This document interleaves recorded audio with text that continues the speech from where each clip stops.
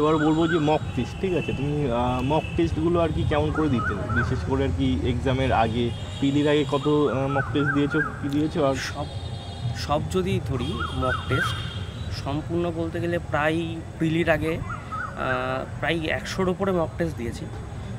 100 তো হবেই, এবং বিভিন্ন যে প্ল্যাটফর্মগুলো রয়েছে চিরাচরিত টেক্সট বুক বলো বা অলিভ বোর্ড, সেখান থেকে আমি মক টেস্ট দিতাম।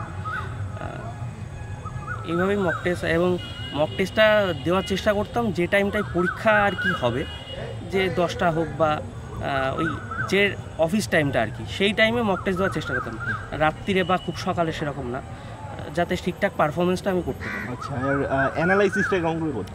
অ্যানালাইসিস যে মক টেস্টটা দেওয়ার পরে দেখতাম যে আমার যেগুলো প্রথমে পাড়া জিনিস যেগুলো ভুল হয়েছে সেগুলো দেখলাম, দেখার পরে সেই টপিকগুলো কি আমার আদেও উইক রয়েছে সেগুলো চেষ্টা করতাম যে পরে নেক্সট মকের আগে কভার করে নেওয়ার, বা জিকেও ঠিক যেগুলো ভুল হয়েছে, যে টপিকগুলো ভুল হয়েছে একবার রিভিশনের চেষ্টা করতাম।